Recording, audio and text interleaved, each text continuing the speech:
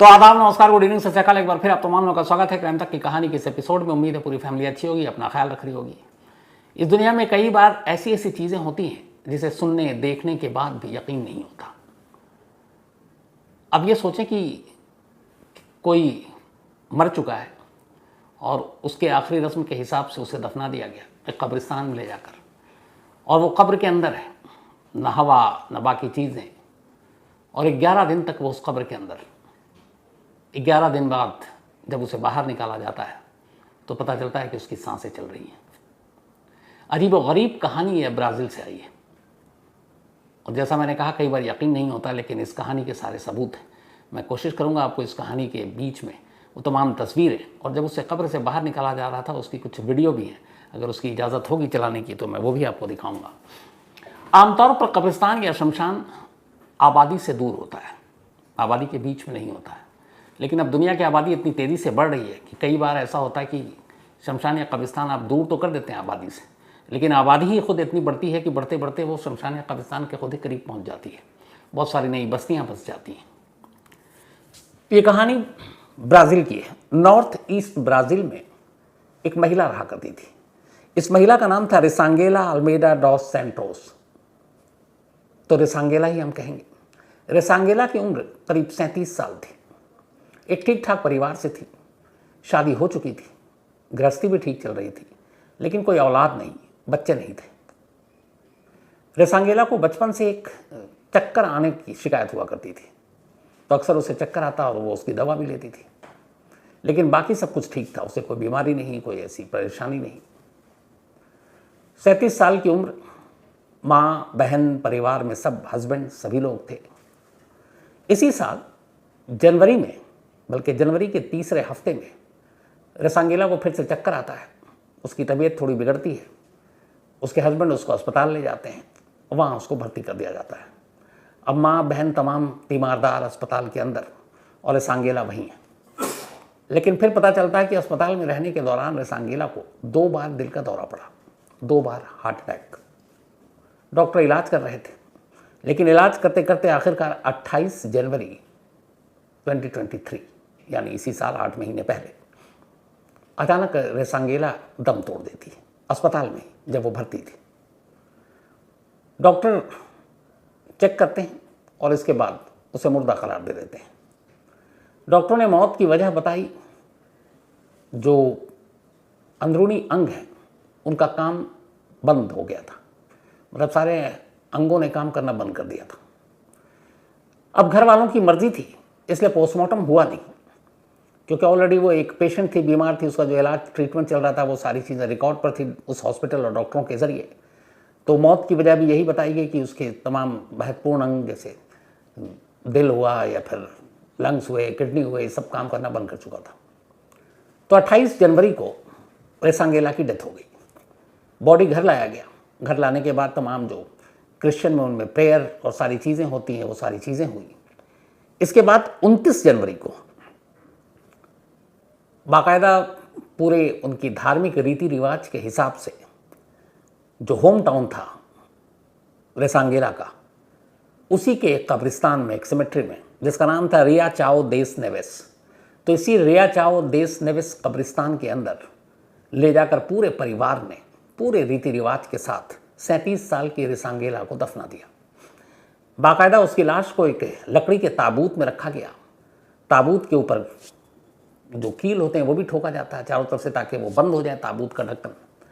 तो सब कुछ हो गया। अच्छा, चूंकि हॉस्पिटल में उसकी मौत हुई थी, तो बहुत बार आपने देखा होगा जब अस्पताल में किसी की मौत होती है पेशेंट की, तो मुर्दे के नाक में और कान में कॉटन यानी कि रुई डाल देते हैं।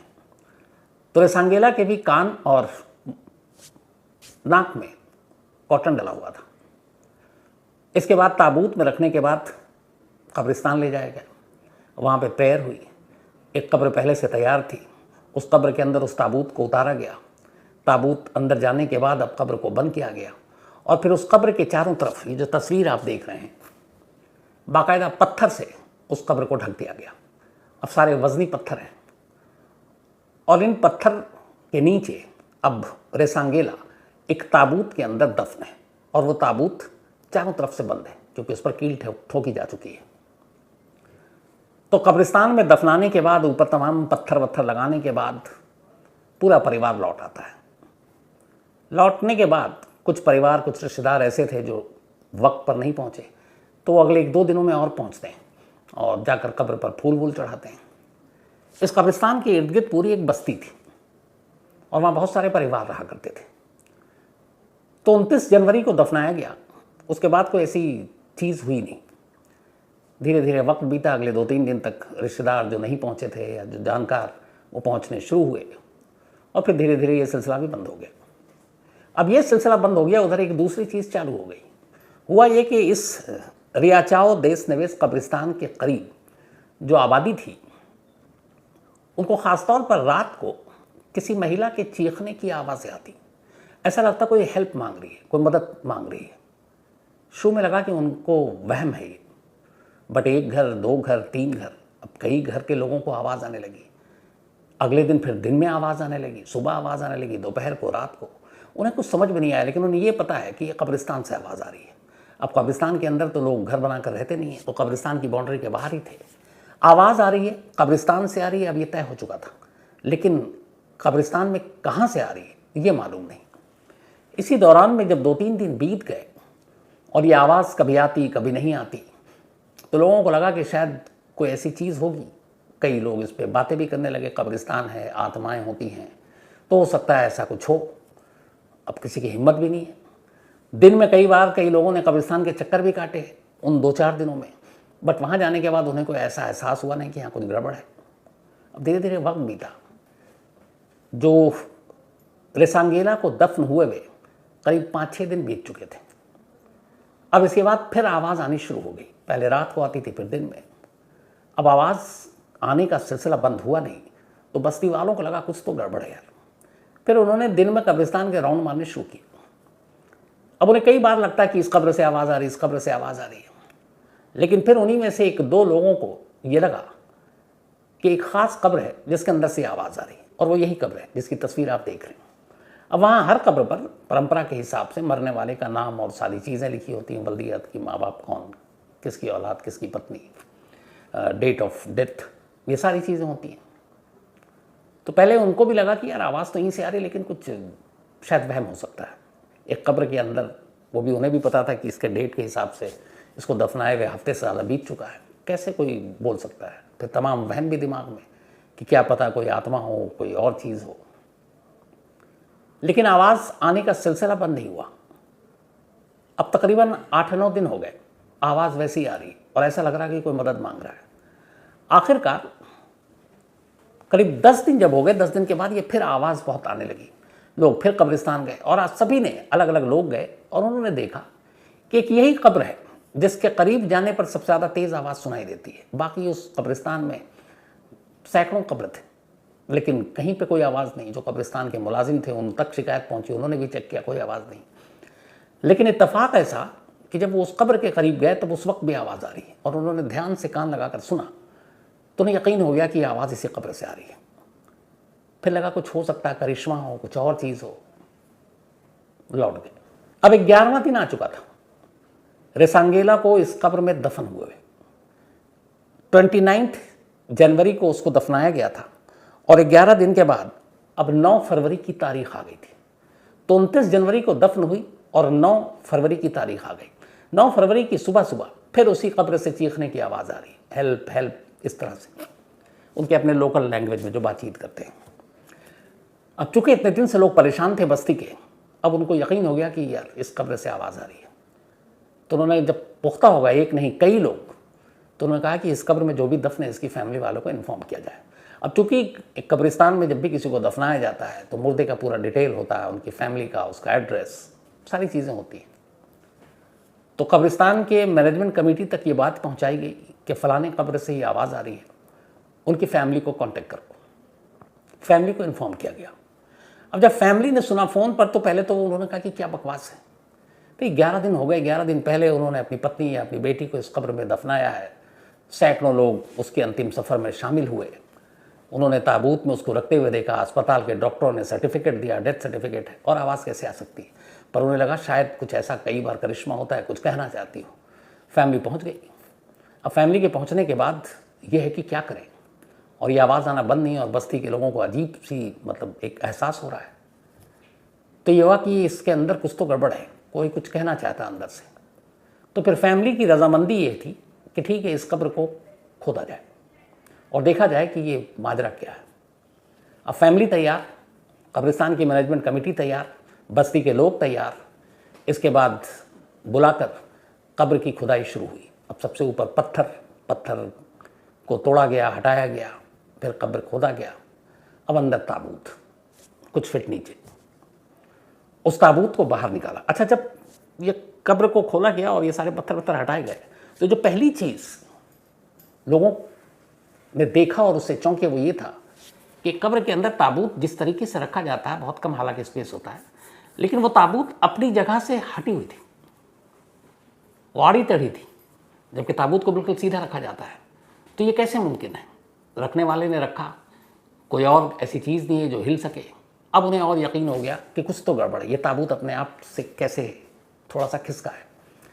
खैर, डरते सहमते हुए लोगों ने उस ताबूत को कब्र से बाहर निकाला, कीलें हटाई गई, ढक्कन खोला गया, ढक्कन खुला, लोगों की चीखें निकल गईं। अंदर रेसांगेला जिंदा थी, सांसें चल रही थी, उसका पूरा बॉडी गर्म था।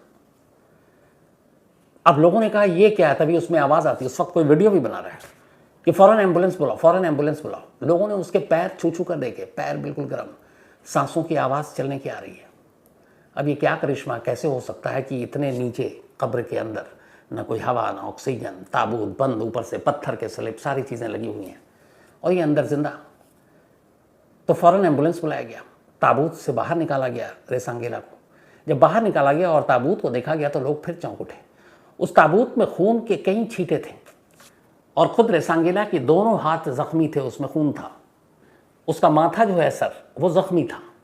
दफनाने से पहले ये सारी चीज़ें नहीं थी, क्योंकि मौत, हार्ट अटैक और सारे जो ऑर्गन्स थे उन्होंने काम करना बंद किया था, तो ब्लड का कोई मतलब नहीं था, पोस्टमार्टम हुआ नहीं था, और मुर्दा लोगों के खून ऐसे निकलते नहीं।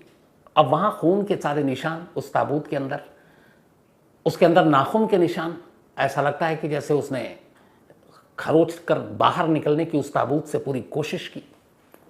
उसके कान और नाक में जो रुई था वो ताबूत के अंदर पड़ा हुआ था, इसका मतलब वो उसने निकाला। तो ये सारी चीज़ें ये इशारा कर रही थी कि ये मरी नहीं है।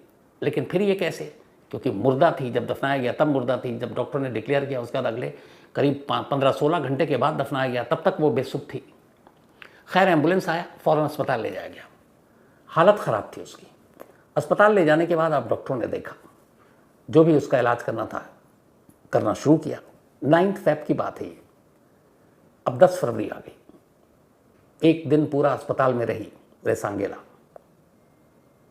10 फरवरी को फिर डॉक्टरों ने चेक किया, धड़कनें रुकी हुई थी, सांसें नहीं चल रही थी, नब्ज खामोश। डॉक्टरों ने एक बार फिर, मतलब 12 दिन के अंदर दूसरी बार रेसांगेला को डेड डिक्लेयर कर दिया। चूंकि एक हादसा हो चुका था और डॉक्टरों को ये मालूम है कि कोई वहम नहीं था, कि उसकी बॉडी गर्म थी, ताबूत के अंदर के हालात, ब्लड, खून के निशान, माथा जख्मी, हाथ जख्मी दोनों, तो ये इस बात के पुख्ता सबूत थे कि वो ताबूत के अंदर जिंदा थे। तो डॉक्टरों ने भी जब 12 फरवरी को दोबारा, 11 को कब्र से निकाला गया, 11 की रात वो अस्पताल में रही, फिर 12 तारीख को डॉक्टरों ने उसको चेक किया तो वो मर चुकी थी। इस बार डॉक्टरों ने डबल इंश्योर किया कि ठीक से देख ले, हर तरफ से इंश्योर हुआ, तो ये हुआ कि वाकई मर चुकी है।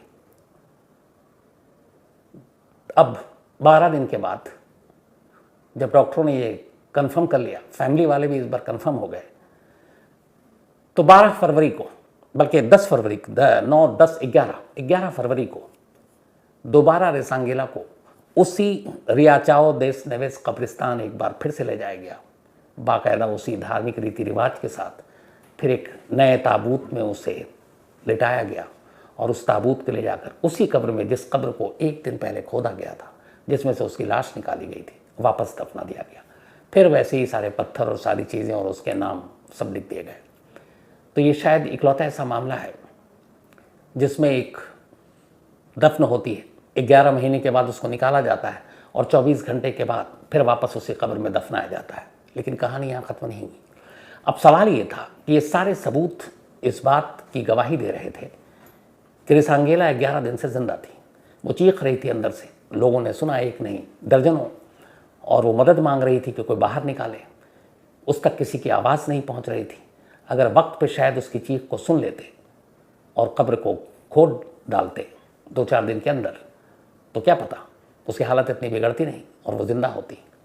तो सवाल है कि ये गलती फिर हुई कहाँ से। अब जब ये सारी चीज़ें हुई तो रिसांगेला की माँ ने पुलिस में कंप्लेंट लिखाई। उन्होंने कहा मेरी बेटी ज़िंदा थी, लेकिन उस अस्पताल और डॉक्टरों ने उसे डेड डिक्लेयर कर दिया और ये अस्पताल और डॉक्टरों की लापरवाही है और इसलिए इस मामले की जांच की जाए। अब मामला पुलिस के पास पहुंचा। पुलिस ने सारे केस को देखा। इसके बाद उन्होंने कहा हम जांच करते हैं। सारी फैमिली से बातचीत हो रही है, डॉक्टरों के ओपिनियन लिए जा रहे हैं। और इस नॉर्थ ईस्ट ब्राज़ील की पुलिस का कहना है कि अगर ज़रूरत पड़ी तो एक बार फिर से रिसांगेला के कब्र को खोदकर उसकी लाश को बाहर निकालेंगे और मेडिकल बोर्ड की राय लेंगे। अगर ऐसा होता है तो एक अकेली रिसांगेला 3 बार कब्र के अंदर जाएगी और 3 बार कब्र से बाहर आएगी। अब आगे क्या होगा इसमें, जैसे ही इसमें जो भी अपडेट होगा मैं आप तक ज़रूर पहुंचाऊंगा। लेकिन वाकई ऐसी कहानियां दहलाने वाली होती हैं और मतलब सोच को हिला देती हैं कि ऐसा कैसे मुमकिन है। जैसे इसमें बहुत आसानी से सिर्फ एक लाइन सोचें कि कब्र के अंदर ज़मीन के कई फीट नीचे एक ताबूत के अंदर, जिसमें कोई हवा, वेंटिलेशन, सारी चीज़ें नहीं, फिर ऊपर से मिट्टी से उस कब्र को ढक दिया गया, फिर उसके ऊपर बड़े बड़े पत्थर लगा दिए गए और इन सारी चीज़ों के बाद वो 11 दिनों तक सांस भी ले रही है और जिंदा भी है और चीख भी रही है। और उसकी चीख, अगर ये सारी चीज़ें इतना कॉम्पैक्ट ऐसे बंद है और बाहर के लोगों के कानों तक जा रही है, तो अंदाज़ा लगाइए कि वो कितनी ज़ोर से चीख रही होगी। सारी चीज़ों के क्या कहें, करिश्मा कहें, गलती कहें, क्या मालूम नहीं, लेकिन ये थी अजीब व गरीब कहानी जो ब्राज़ील से आई। तो कहानी में फ़िलहाल इतना ही, लेकिन कहानी ख़त्म करूँ उससे पहले वही अपना सिलसिला। आज रिया पुन इनका बर्थडे है, तो हैप्पी बर्थडे रिया। और ये केशव पुन की बिटियाँ हैं। केशव जो है नेपाल के हैं, लेकिन इस वक्त साउथ कोरिया में है। हितेश जाखड़, इनका भी जन्मदिन है, तो हैप्पी बर्थडे हितेश। और ये जो सोनू एंड राज, इनके बेटे हैं ये। मयंक मकवाना, इनका भी जन्मदिन है, तो हैप्पी बर्थडे मयंक। और ये जीरम मकवाना, उनके बेटे हैं सूरत से। साथ ही बालकृष्ण आंजने, इनका भी जन्मदिन है, तो हैप्पी बर्थडे बालकृष्ण। और ये प्रांजलि आंजने के बेटे हैं और इनका कल था बर्थडे, तो बिलेटेड हैप्पी बर्थडे। साथ ही संतोष गौड़ा, इनका भी जन्मदिन है, तो हैप्पी बर्थडे संतोष। और ये प्रद्युमन ने भेजा है। दीक्षा, इनका भी जन्मदिन है, तो हैप्पी बर्थडे दीक्षा, बल्कि कल था। हर्ष द्विवेदी जी, अब आप मुझसे लगता है कि गलती सुधर गई होगी। ऋतु कुल्हार, इनका भी जन्मदिन, तो हैप्पी बर्थडे ऋतु। और इनका भी नाम गड़बड़ हो गया था, मोहित यादव ने भेजा है। साथ ही तृप्ति प्रिया समल, इनका जन्मदिन कल था, तो बिलेटेड हैप्पी बर्थडे तृप्ति। और ये तुषार रंजन सनल की बिटियाँ हैं, बल्कि समल। साथ ही आज गौरव पाल, इन्होंने कहा कि पोस्टमार्टम के बाद जो अंग रखे जाते हैं हॉस्पिटल में, उनका फिर क्या होता है। तो ऐसा नहीं है, वो अंग पूरे नहीं निकाले जाते हैं, बहुत छोटी छोटी से एकदम, मतलब उसका कोई मतलब और यूज़ नहीं होता है। ये ख़ास वक्त के लिए रखा जाता है, फिर डिस्ट्रॉय कर दिया जाता है। तो बहुत सारे ऐसे सोचे कि पोस्टमार्टम के दौरान ये सारे चीज़ें निकाल ले दी जाती हैं, पूरे जो शरीर के अंदर के अंग हैं, चाहे वो दिल हो, फेफड़ा हो, गुर्दा हो, ऐसा नहीं होता। उसके थोड़े मतलब ज़रा सा कट लेते हैं और उसी से सारी चीज़ें क्लियर हो जाती हैं। रोहित भट्ट, और 1-2 लोगों ने पूछा था कि कल की कहानी में सलमा की EMI कौन भर रहा था और क्यों भर रहा था। तो मैंने कहा था कि वो जो जिम का ओनर है, जो सलमा का बॉयफ्रेंड था मधुर, वो EMI भर रहा था। अब क्यों भर रहा था, ये एक पहेली है। मोहम्मद, हो सकता है कि उसने जो उस EMI से जो लोन लिया था कुछ ख़रीदा हो, तो वो उसके हिस्से बाद में आ जाए। मोहम्मद काफिल शेख, और सना की स्टोरी का अपडेट जैसे जैसे आएगा मैं आपको ज़रूर सुनाऊंगा काफिल साहब। इसके अलावा मोहम्मद मदनी जी नहीं, आपका मेल मिल रहा है और जब भी मेल मिलता है मैं ज़रूर जिक्र करता हूँ। तो आज कहानी में इतना ही। वैसे कहानी ख़त्म करूँ उससे पहले एक जानकारी, मैं कल इंदौर में रहूँगा, तो हमारे क्राइम तक फैमिली के मेंबर कई सारे हैं, तो हो सकता है उनमें से बहुत सारे मुलाकात हो उन लोगों से। तो कल दोपहर को मैं इंदौर में हूँ। अब हालांकि कल कहानी होगी, उसकी आप बिल्कुल फिक्र ना करें। तो अब आपसे मुलाकात होगी कल रात 9 बजे किसी नई कहानी के साथ। तब तक अपना ख्याल रखिएगा। Thank you very much.